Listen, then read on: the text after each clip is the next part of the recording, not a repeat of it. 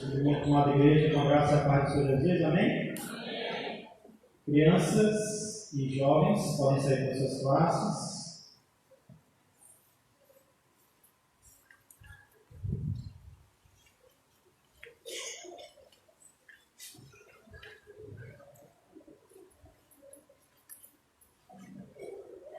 Nós tivemos um tempo de comunhão, de café, também um tempo de adoração ao Senhor através dos louvores. E agora vamos meditar um pouco na sua palavra. Eu lembro que alguns domingos atrás eu pedi que você comparasse o povo de Deus a um animal. Hoje eu quero pedir diferente. Se eu pedisse para você representar o povo de Deus, a igreja, com algum objeto, que objeto seria esse? Pode ser um objeto que está aqui ou um objeto que não está aqui. Para você, que objeto simboliza o povo de Deus? A mesa, a Bíblia, a irmã falou. O quê? Um vaso, é verdade, um vaso. O altar. O que mais? Oi? Flor. O povo de Deus é comparado a uma flor, né? Coração. Tudo bem. O móvel da casa de Deus que nós vamos estudar hoje, ele é reconhecido como um dos principais símbolos da igreja, um dos principais símbolos do povo de Deus. Para descobrir que móvel é esse, abra a Bíblia mais uma vez no livro de Êxodo, capítulo 25. Êxodo, capítulo 25. Vamos ler os versos 31 a 40.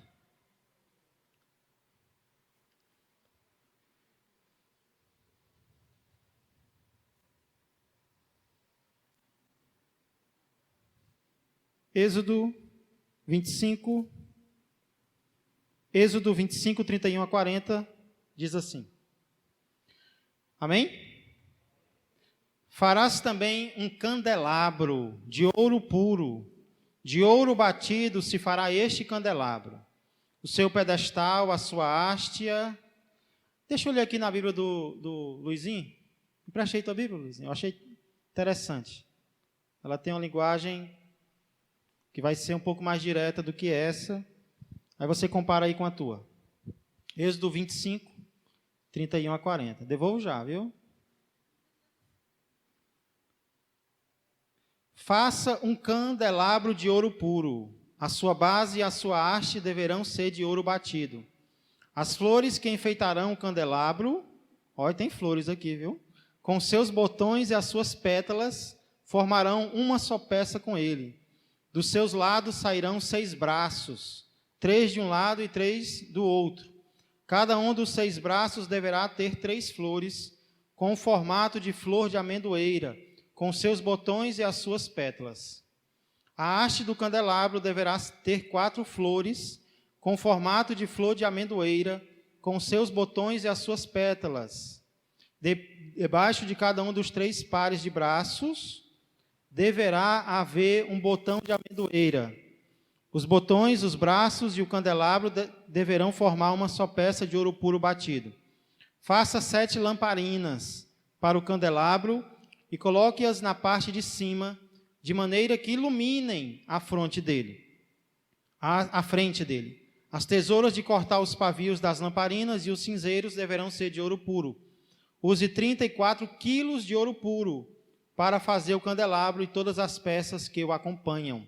E tenha o cuidado de fazer tudo de acordo com o modelo que eu lhe mostrei no monte. Pode pegar soldado sem espada, não serve para nada, né?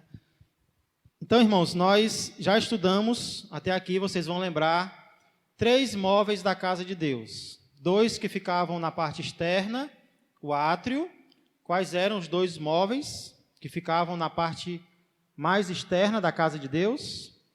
Primeiro, o altar do holocausto, onde os sacrifícios eram feitos, onde os pecados eram perdoados.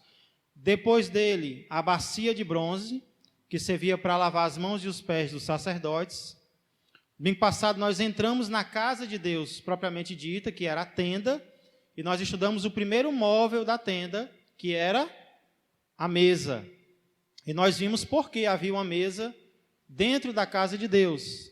Mesa simboliza serviço a Deus e ao próximo, e também comunhão com Deus e com o próximo. Na casa de Deus tem que ter mesa, porque tem que ter serviço e tem que ter comunhão. Hoje nós vamos ver o segundo móvel que se via, que se enxergava ao entrar na tenda. Que móvel era esse? O candelabro, ou também chamado o candeeiro. Esse era o segundo móvel que se via dentro da casa de Deus. Ainda faltam 2 para nós estudarmos nos próximos domingos, certo? Irmãos, algumas características que a gente pode destacar aqui no candelabro. Primeiro, ele era todo feito de ouro puro. Ouro sem mistura. Por quê? Porque ele estava diante do Senhor. Ele tinha um formato de árvore, de planta. Não sei se você percebeu isso, mas repetiu muitas vezes a questão de flores, né, de amendoeiras. Então, tinha um formato de flor. Né? O candelabro, ele tinha um formato de uma árvore. Tem aí? Exatamente, são as flores. Irmãos, eu não sei se eu já disse para vocês, mas o tabernáculo, ele tinha muitas semelhanças com o Jardim do Éden, paraíso que Deus criou. Uma das semelhanças é que tanto o tabernáculo quanto o Jardim do Éden eram locais de encontro entre o homem e Deus. Lembra que no jardim, na viração do dia, no horário marcado, Deus vinha e se encontrava com Adão e Eva? Que coisa linda, né? Os dois ali conversavam, tinham comunhão com o outro. Então, o Jardim do Éden era um local de encontro entre Deus e o homem. O tabernáculo também. Então, parece que a intenção de Deus com o tabernáculo é trazer, de certa forma, o homem de volta ao paraíso, de volta à presença de Deus, de volta ao jardim. Então, essa é uma semelhança. Outra semelhança é que havia uma árvore. Lembra que no jardim havia uma árvore muito importante. Aliás, haviam várias. E aqui Deus manda fazer um candelabro em formato de árvore, algo que vai trazer vida para o seu povo. O candelabro possuía quantos braços? 7 braços que tinham mais ou menos o formato de galhos. 7 luminárias, né? E o principal para a gente entender aqui era a função do candelabro. Qual era? Iluminar. Iluminar a casa de Deus durante toda a noite. Durante os dias de trevas, Deus colocou um objeto para que ele vencesse as trevas, para que ele iluminasse a casa de Deus, o mundo de Deus. Irmãos, essa questão de luz, essa questão de iluminação, eu considero um dos temas mais importantes das Escrituras. Essa questão de iluminar é algo que você encontra em toda a Bíblia, de Gênesis a Apocalipse. É algo muito frequente, é algo muito importante. Por exemplo, a luz é um símbolo, para começar, do próprio Deus. 1 João 1,5 diz: Deus é luz e nele não há treva nenhuma. Só para começar, a luz é um símbolo do próprio Deus. Mas não apenas do próprio Deus. A luz é um símbolo da palavra de Deus. Salmo 119 e 105 diz, quem sabe? Lâmpada para os meus pés e a tua palavra, e luz para o meu caminho. Nos momentos escuros da vida, nada melhor do que buscar a palavra de Deus. A palavra de Deus ilumina o nosso caminho. Eu estou em dúvida sobre o que eu devo fazer, o que é certo, o que é errado. Está escuro? Pois vai para a palavra de Deus, porque ela é lâmpada, ela é luz para os nossos pés. Imagina você caminhar em um terreno perigoso no escuro. Seria trágico. Você poderia cair num buraco, poderia deslizar, sofrer um acidente até morrer. mas se houver uma luz, você sabe por onde você está pisando, né? E assim é a palavra de Deus.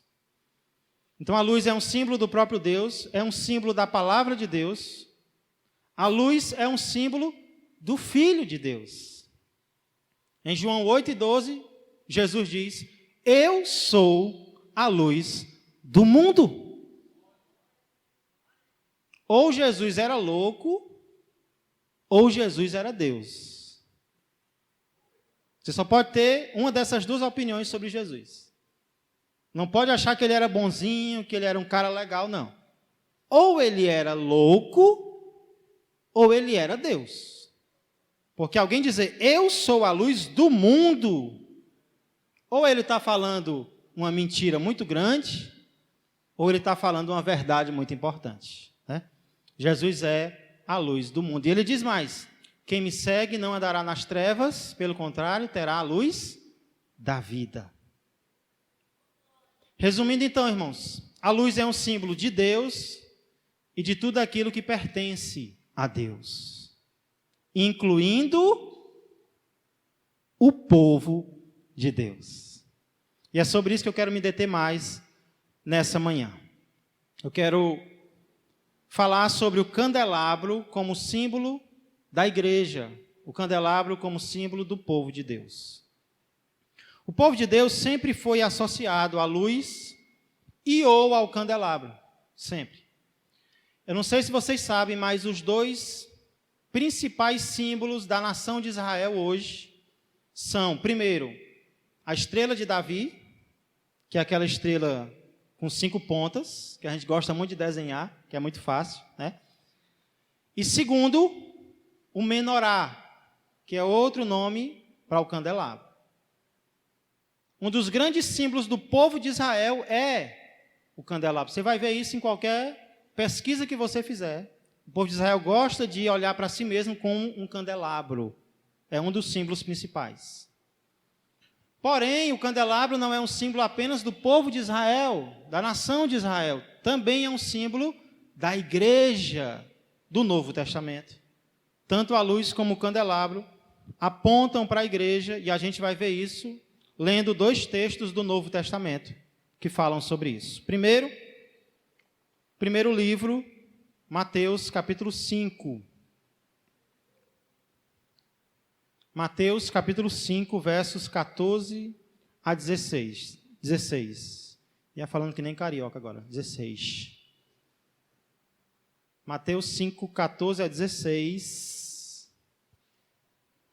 Qualquer pergunta, comentário, levante sua mão. Se não tiver, melhor ainda. Opa. Certo.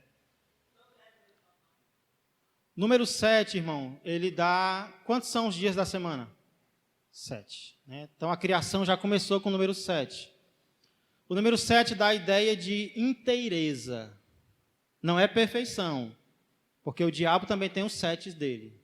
Certo? Mas a ideia é de algo completo, algo inteiro. Então, quando Deus quer representar algo completo, algo inteiro, normalmente ele usa o número 7. Certo? Inclusive, no texto que a gente vai ler, também fala sobre esse número, certo? Boa pergunta. Mateus 5, 14 a 16. Vós sois a luz do mundo. Deixa eu ler o verso 1, para a gente entender com quem Jesus estava falando, certo? Vendo Jesus as multidões, subiu ao monte, e como se assentasse, aproximaram-se quem? Os seus discípulos. E aí ele começa a ensiná-los dizendo, fala sobre as bem-aventuranças. No verso 14, que eu comecei a ler, diz: vós sois a luz do mundo. Não se pode esconder a cidade edificada sobre o monte, nem se acende uma candeia para colocá-la debaixo do alqueire, mas no velador, e alumia a todos os que se encontram na casa. Assim brilhe também a vossa luz diante dos homens, para que vejam as vossas boas obras e glorifiquem a vosso Pai que está nos céus. Quem de fato é a luz do mundo?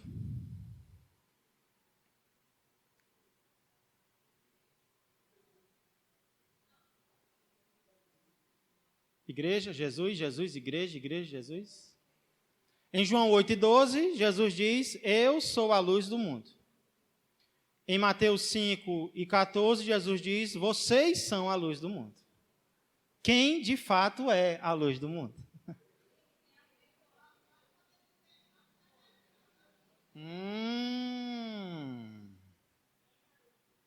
Irmãos, Jesus se contradiz?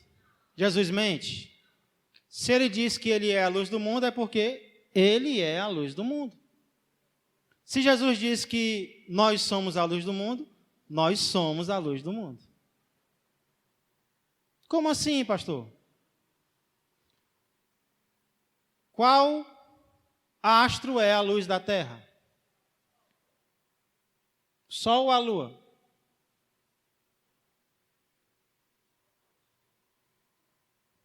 De dia é o sol. E de noite é a lua. A lua tem luz própria? Não, ela reflete a luz do sol. É mais ou menos o que acontece em relação a Cristo e à igreja. Cristo é o sol. Cristo é o meu sol. Tudo que tenho em mim, a razão de viver, a luz do meu caminhar. Cristo é o meu sol. Tudo que tenho em mim, a razão de viver, a luz do meu caminhar. Nem mesmo a dura morte pode nos separar, pois o amor que encontrei, nada pode apagar. Tá bom, só até aqui. Jesus é o nosso sol. Jesus é o centro do nosso universo. Mas nós somos a lua.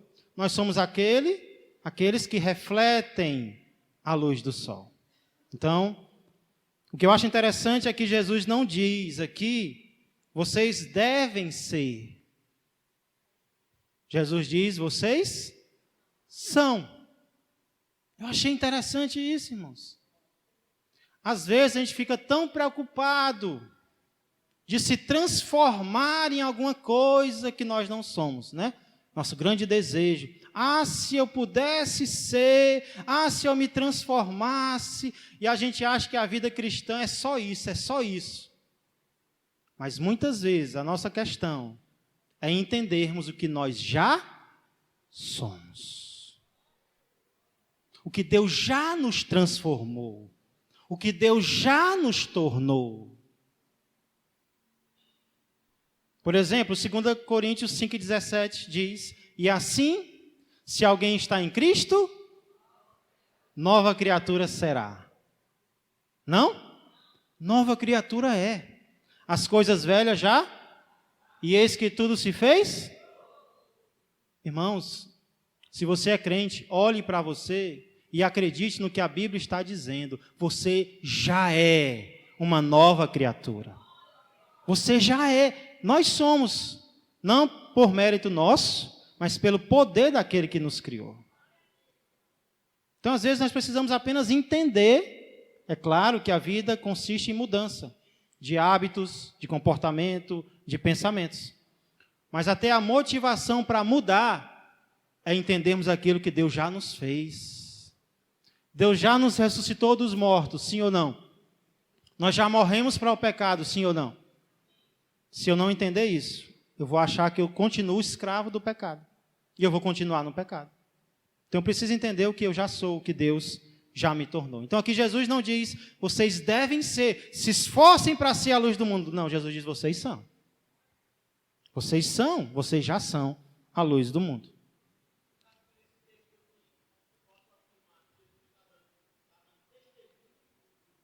Sim. Com certeza, com certeza. Jesus já está testemunhando o que eles são, o que ele já fez na vida deles, né? O problema, irmãos, e por que às vezes nós não brilhamos? É porque muitas vezes nós não entendemos onde devemos brilhar. O que Jesus fala nos versos 15 e 16? Uma luz, ela não pode se esconder. Mas essa é a nossa tendência. Por que nós não brilhamos muitas vezes? Porque nós nos escondemos muitas vezes. E sabe por que nós nos escondemos muitas vezes? Jesus diz algo muito sério aqui. Deixem que a luz de vocês brilhe diante dos homens. É para brilhar na frente deles. Isso é ao contrário do que muitas vezes a gente pensa. A gente confunde humildade, muitas vezes, com covardia. Não, eu vou ser humilde e eu não vou fazer nada para ninguém ver. Se a sua motivação é orgulho, não faça de jeito nenhum. Mas se a sua motivação é glorificar a Deus, faça e faça para todo mundo ver. Porque aqui Jesus diz, para que vejam as vossas boas obras e glorifiquem a vosso Pai que está nos céus. Então, cuidado, para você não estar aí achando que é humilde, mas na verdade você é um covarde. Porque você não está querendo brilhar onde Jesus te colocou. Irmão.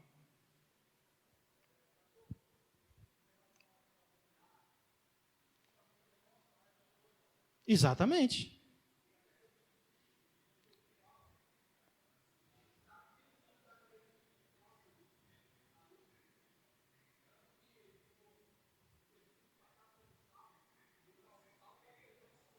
Exatamente.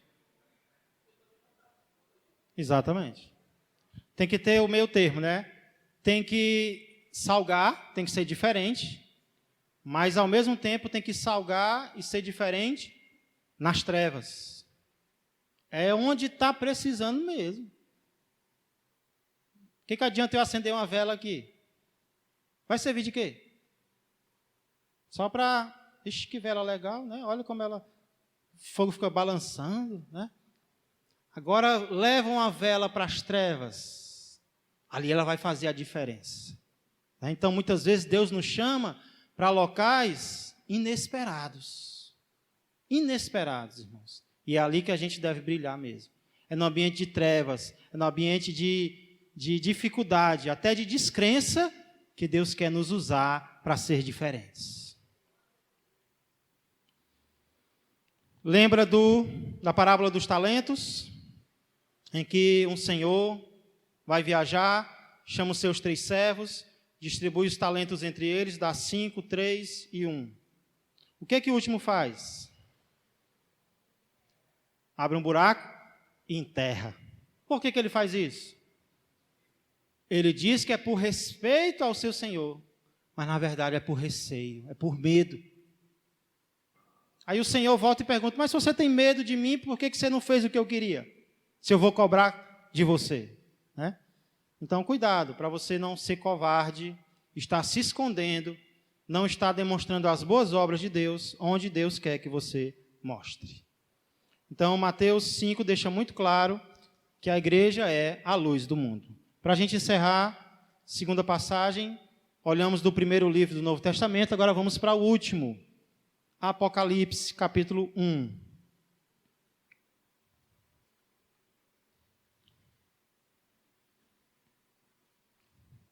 Apocalipse, né? Apocalipse, capítulo 1, vamos ler os versos 9 a 20. Escureceu, não foi? Hã? É para a gente brilhar, né? Quando escurece é porque a gente tem que brilhar. Amém? João 1, Apocalipse 1 e 9. Eu, João, irmão vosso e companheiro, na tribulação, no reino e na perseverança em Jesus, achei-me na ilha chamada Patmos, por causa da palavra de Deus e do testemunho de Jesus. João estava ali por ser um pregador da palavra de Deus. Verso 10. Achei-me em espírito no dia do Senhor. Alguns acreditam que no dia do Senhor significa no primeiro dia da semana, ou seja, no domingo. E ouvi por detrás de mim grande voz, como de trombeta, dizendo: o que vês, escreve em livro e manda às 7 igrejas: Éfeso, Esmirna, Pérgamo, Tiatira, Sardes, Filadélfia e Laodiceia. A gente poderia uma vez estudar essas 7 igrejas, né? Na EBD. Acho que seria muito interessante. Voltei-me para ver quem falava comigo, verso 12, e voltado vi Dá para ler aí? 7, viu, Aristeu? Candeeiros de ouro. E no meio dos candeeiros um semelhante a filho de homem. Eita Deus! Com vestes talares e cingido à altura do peito com uma cinta de ouro. A sua cabeça e cabelos eram brancos como alva lã, dona Sandra, como neve, os olhos como chama de fogo. Os pés semelhantes ao bronze polido, como que refinado numa fornalha, a voz como voz de muitas águas. Tinha na mão direita 7 estrelas. O que são essas 7 estrelas? E da boca saía-lhe uma afiada espada de 2 gumes. O seu rosto brilhava como o sol na sua força. Quando vi, caí a seus pés como morto, porém ele pôs sobre mim a mão direita, dizendo, não temas, eu sou o primeiro e o último, e aquele que vive. Estive morto, mas eis que estou vivo pelos séculos dos séculos, e tenho as chaves da morte e do inferno. Escreve, pois, as palavras que viste, e as que são, e as que hão de acontecer depois destas. O versículo 20 é uma explicação de algo que foi dito nos versos anteriores. Quanto ao mistério das 7 estrelas, que viste na minha mão direita, e aos 7 candeeiros de ouro, as 7 estrelas são os anjos das 7 igrejas, e os 7 candeeiros são as 7 igrejas. Em Mateus nós vimos que Jesus chama o povo de Deus de luz. Já que em Apocalipse nós somos explicitamente chamados de candeeiros. E não são candeeiros quaisquer. São candeeiros de quê? De ouro. De que era feito o candelabro? De ouro batido puro. É como se Jesus trouxesse agora o candelabro da casa de Deus e aplicasse à minha vida e à tua vida. O plano de Deus continua. Deus é Deus de continuidade. O plano de Deus continua. A igreja é o candelabro de Deus nos dias de hoje. Inclusive, irmãos, aqui, por falar em igreja, dá para a gente aprender muita coisa sobre essa palavra tão falada, mas tão pouco entendida, que é a igreja. E quando eu me refiro à igreja, eu não estou me referindo ao prédio. Igreja não é o prédio. Hoje eu vou para a igreja, né? Se você vier sozinho, você não está vindo para a igreja. Você vai vir para o prédio. Quando a Bíblia fala de igreja, ela não fala de prédio. A Bíblia fala de pessoas que se reúnem no prédio. Ok? Entendido isso? Então, são as pessoas que formam a igreja. E aqui dá para a gente aprender muita coisa sobre a igreja. Primeiro, a importância das igrejas. A importância das igrejas. Estou percebendo algo. A atitude de algumas pessoas hoje é de considerar a igreja algo de pouca importância. Algumas até consideram a igreja como algo sem importância. Alguns consideram a igreja até algo errado.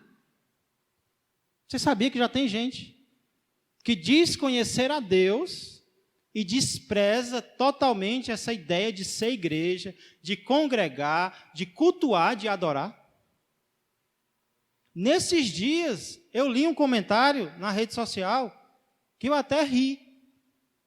O comentário era: parabéns para você que cresceu e agora sabe que não precisa mais fazer parte de nenhuma igreja. Eu ri de uma aberração dessa. O que é interessante é que essas pessoas entendem que é um crescimento, que é uma maturidade, você não precisar mais fazer parte da igreja.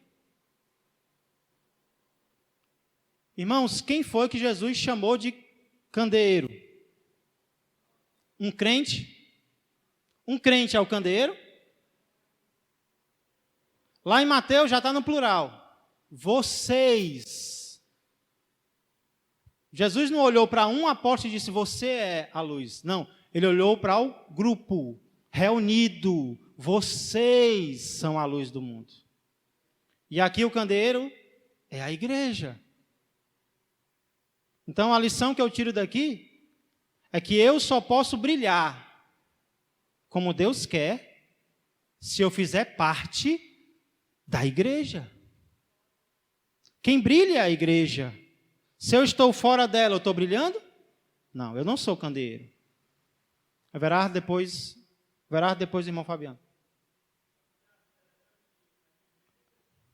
Era bom a gente ter outro microfone, não era? Isso aqui está prestando? Se o bom da IBD é a participação, não é não? Obrigado. Pastor Tiago, é interessante que a gente vê muito esse tipo de comentário, que mesmo ouvido pelos pregadores, alguns pregadores da palavra do Senhor, que diz assim, placa de igreja não salva ninguém. Ele não está se referindo a ele mesmo, ele está se referindo ao templo, achando que a igreja é o templo. Sim. O prédio, né? Ele está se formando nessa psicologia dele, é que a igreja é o templo. Mas só que Jesus nos coloca para que nós sejamos o sal, para que nós sejamos a luz, para que aquele povo tenha salvação em Cristo Jesus através da pregação daquela igreja, daquele membro que faz parte da igreja, né? Ou seja, uns dos outros. Não porque a placa desse templo possa salvar. Isso aqui é só um modo de a gente congregar dentro, juntamente com a igreja. Exatamente. Embaixo do templo. E muitos têm dito assim, placa de igreja não salva ninguém. Verdade, porque nós não podemos salvar ninguém, mas através de uma palavra nós podemos, através de Jesus, nós podemos tirar uma pessoa das trevas e colocar na luz para que ele seja salvo por Cristo. Exatamente. Essa é que é a ideia da igreja, não do templo. O templo é esse aqui, é o prédio, para que a igreja possa se habitar num prédio, para que possamos servir de luz, como Jesus disse, nós somos a luz, para dar o testemunho lá fora, o que nós somos aqui, que eles possam ver e ver em nós o pequeno Cristo, Amém. O Deus, e aí somos cristãos, se chama o pequeno Cristo. Amém. Obrigado. O que confirma isso aí, Everardo, é que as igrejas tinham endereços, né? Irmão Fabiano, as igrejas tinham endereço. E a igreja precisa ter um endereço, porque ela tem que ser uma referência, né?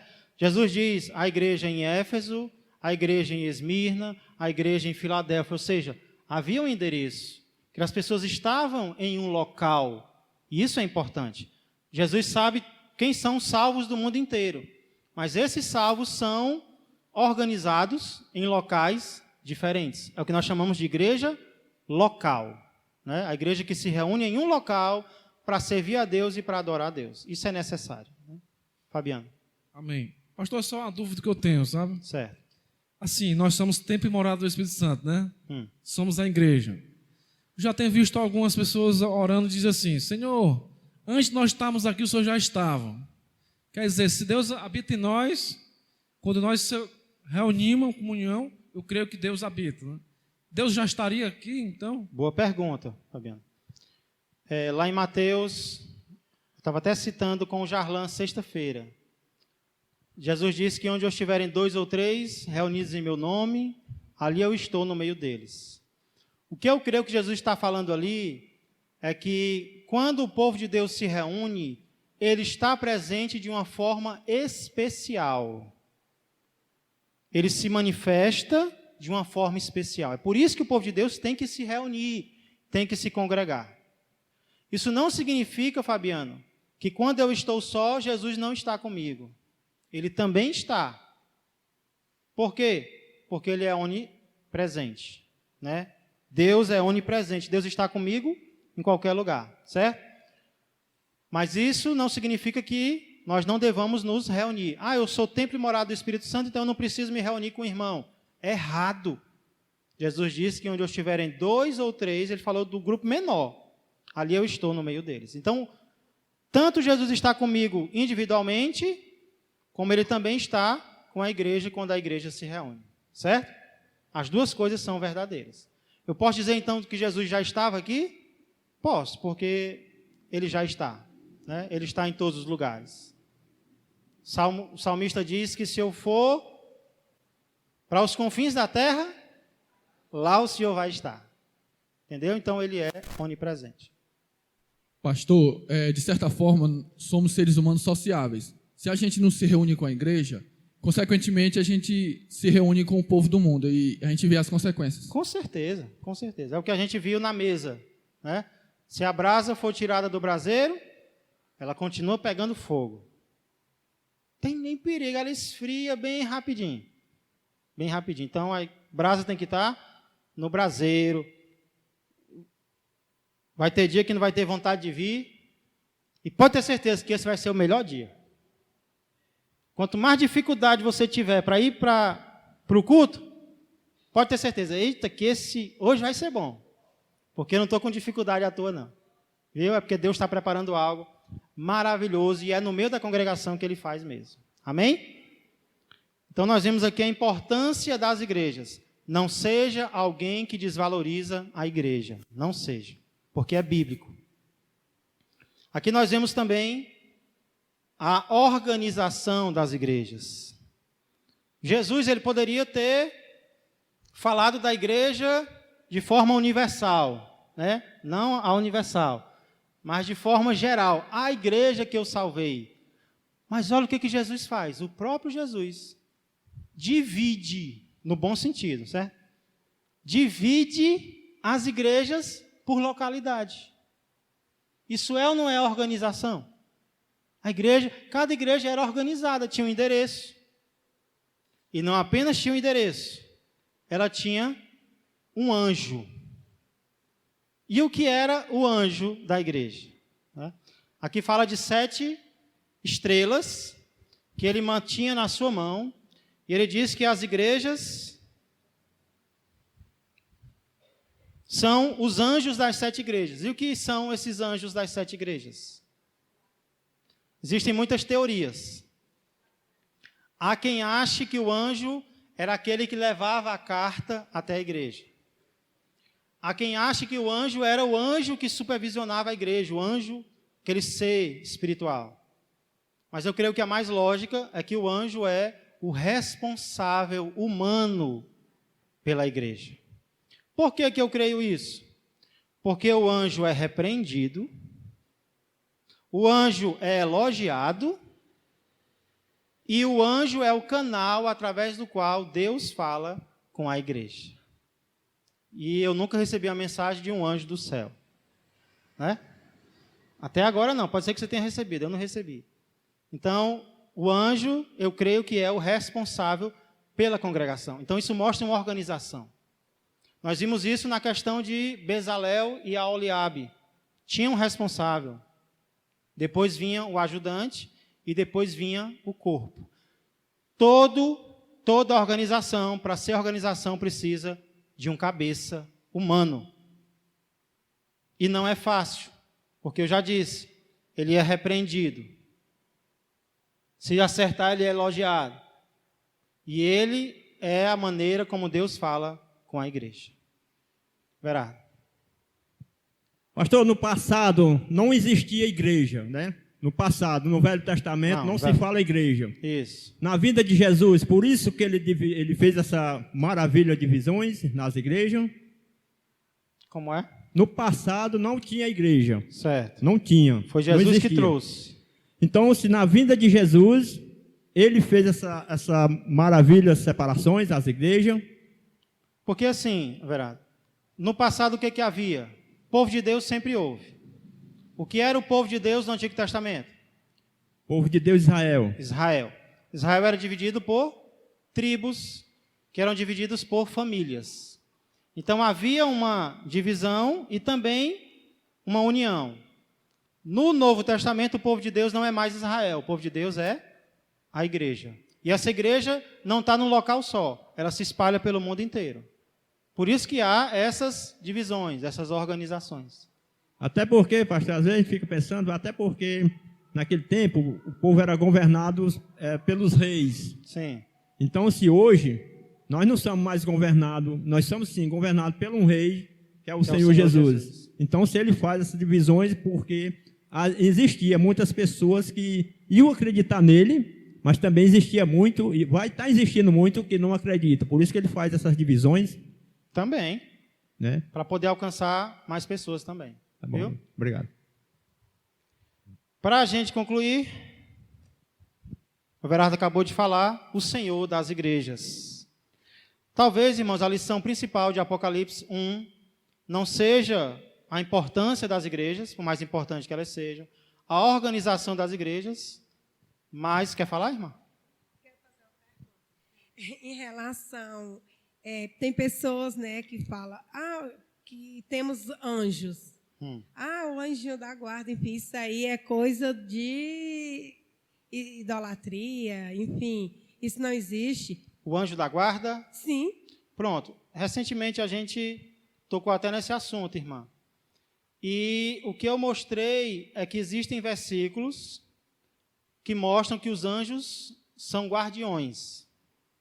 Eles guardam. O que eu não acredito é que cada pessoa tem o seu anjo, entendeu? Aí o meu anjo da guarda, né, o meu anjo protetor. Aí eu acho que já é um exagero, mas a Bíblia mostra que eles nos guardam sim. Porque eles nos protegem. a gente costuma orar, né, acampa anjos ao redor, Sim. enfim, eu costumo muito fazer isso. E tem versículos, né? Eu acho que lá na calçada da minha casa tem um monte, e são tudo com espada de fogo. Eita Deus. Então, Primeiro a irmã faz a pergunta, né? Para depois dizer o que a irmã faz, né? Sabida, viu? Mas é verdade, irmãs. Isso tem base bíblica.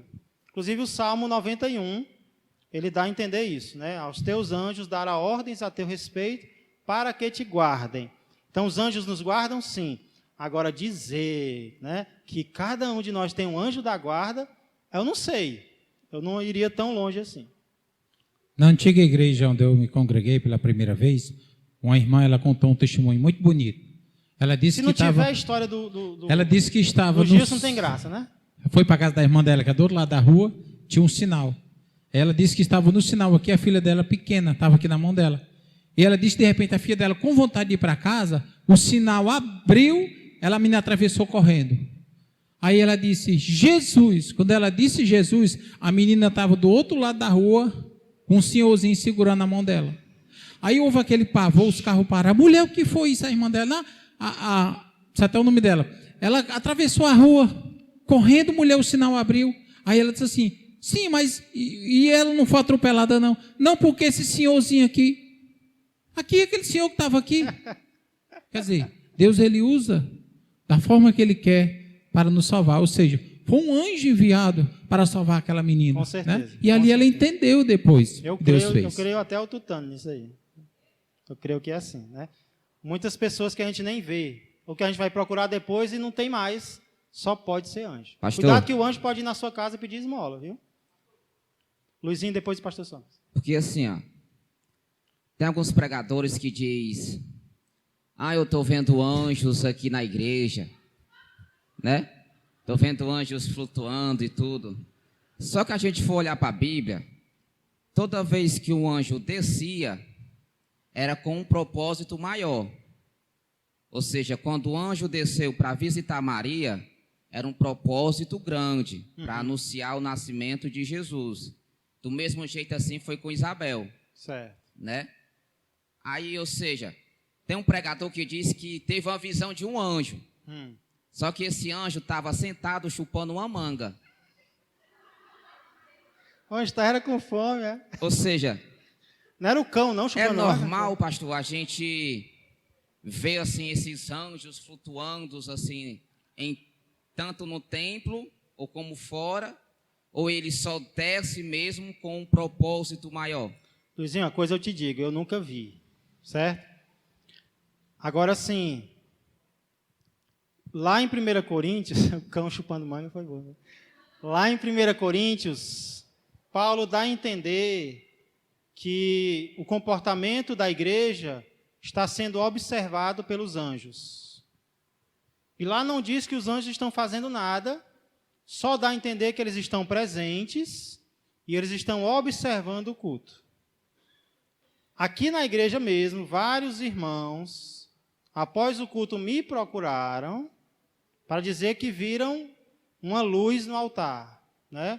E coçava os olhos e via de manhã, de noite, terça, quinta, ver essa luz. E eu nunca vi, mas os relatos são esses, certo? Então, eu creio que o anjo, ele tem uma missão especial. Às vezes a missão é trazer uma mensagem, mas 1 Coríntios me dá a entender que eles estão ali, estão de certa forma guardando, protegendo, fortalecendo o povo de Deus. Então pode ser também. Agora, é claro que o pregador tem que ser ético e não usar isso como um instrumento para atiçar a igreja, para deixar a igreja fervorosa, né? É isso que estou vendo um anjo. Se ele estiver mentindo, ele vai pagar caro perante Deus. Mas não é porque um mente que todos estão mentindo, certo? Então, para a gente concluir, eu creio que a lição principal de Apocalipse é mostrar o Senhor das igrejas. As igrejas são importantes? Sim. As igrejas são organizadas? Sim. Mas, além disso, existe um Senhor sobre essas igrejas. E o que Jesus diz? Jesus diz duas coisas aqui. Primeiro, que ele tem na sua mão os 7 anjos. É fácil servir a Deus? Sim ou não? Não. Quando a gente serve a Deus, o que começa a acontecer na nossa vida? Luta, né? Onde é que João estava? O apóstolo João, na ilha de Patmos, confinado. Mas o que Jesus diz? Vocês estão na palma da minha mão. Vocês têm dono, né? Você que serve a Deus, eu estou segurando. E ele diz outra coisa.